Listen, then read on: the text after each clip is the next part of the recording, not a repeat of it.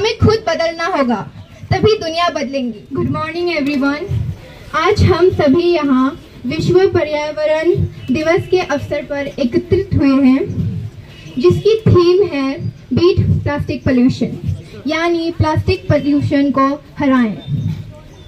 इस विशेष दिन को हम हर साल 5 जून को मनाया जाता है, जिसका उद्देश्य है प्रकृति की सुरक्षा और संरक्षण के प्रति लोगों को जागरूक करना। एक अनुमान के अनुसार हर साल करीब 40 करोड़ टन प्लास्टिक बनाया जाता है और इसका बड़ा हिस्सा समुद्र में जाता है। ये ना सिर्फ जल जीवों को मारता है, बल्कि अंत में ये माइक्रोप्लास्टिक बन के हमारी थाली तक पहुंचता है। तो अब समय आ गया है कि हम कुछ कदम उठाएं, जैसे कि कम से कम प्लास्टिक यूज करें, कपड़े के बैग्स यूज करें, सिंगल यूज प्लास्टिक जैसे प्लास्टिक की प्लेट, स्पून आदि से बचें, पुनः उपयोग यानी रीयूज और पुनर्चक्रण यानी रिसाइकल को अपनाएं। As we all know, today is World Environment Day. For that, we the members of the Eco Club have organized a flash mob to bring attention to this theme of World Environment Day, that is beat plastic pollution.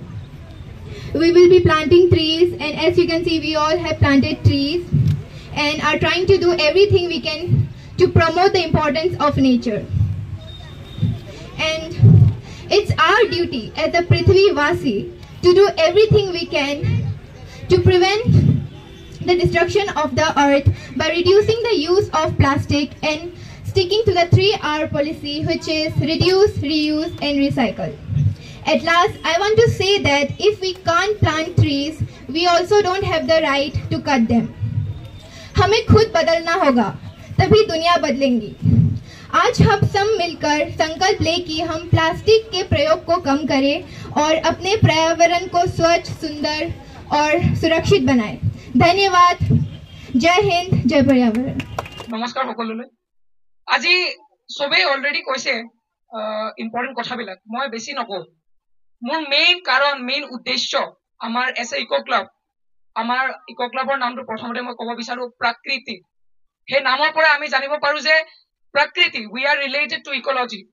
আৰু তাৰ পাছত আমি কেৱল এই বছৰে নহয়, আমি প্ৰথমৰ পৰা লাষ্ট 3 to 4 years, লাষ্ট 3-4 বছৰৰ পৰা আমি এই কাম কৰি আহিছো। আৰু এইবাৰ প্ৰথমবাৰৰ বাবে আমি মিডিয়াৰ সন্মুখত আহি উপস্থিত হৈছো। আমাৰ মেইন কাৰণ, মেইন উদ্দেশ্য again plastic free, to make the environment plastic free. আমি অলৰেডি দিছ ইয়াৰ, এই বছৰৰ আমি থিমটো কথা আমি জানো। আৰু এটা কথা কোনো কোৱা নাই এইটো, কিন্তু মই ক'ম, আমি যে নৰ্মেলি জুচৰ বটল খাওঁ, আমি যে প্লাষ্টিক বটল খাওঁ, আমি যে কোকা কোলাৰ বটল খাওঁ, স্প্ৰাইটৰ বটল খাওঁ, জানেনে? সেইবোৰ বটল তাত জুচটো খোৱাৰ পাছত আমি যে বাৰে বাৰে সেইটোকে ইউজ কৰো, তাতে পানী ভৰাও, তাতে খাওঁ, এইটো এটা বহুত ডাঙৰ মিষ্টেক আমি কৰি আছো। ষ্টাডিয়ে কৈছে যে সেই বটলৰ পৰা পানী খাই খাই মানুহৰ ব্লাডত মাইক্ৰ'প্লাষ্টিক পোৱা গৈছে। আপোনালোকে ভাবিব পাৰেনে মানুহৰ ব্লাডত প্লাষ্টিক পোৱা গৈছে?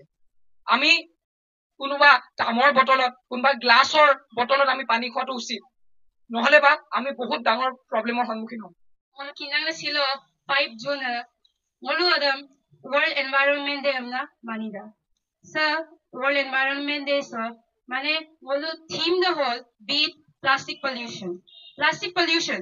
Plastic mane eta aiman padartho ko jintu mane ngolu dona mane dunga amosam mane letera moda aimai moda odok ngolu odo plants lelama bidakko. Ampil ngolu dun ki plastic yopang nam jeneka ngolu odo onotolo yokola moda adam ipalagi ma. As for that, our Eco Club members buluhin mane okay mane chesta korise ki ngolu awareness spread lab amna ngolu subaka dance midagai adong laga ngo speech samilo do ampila mane no tani ragam sa corporate man ayay amna modongo. Please, thank you.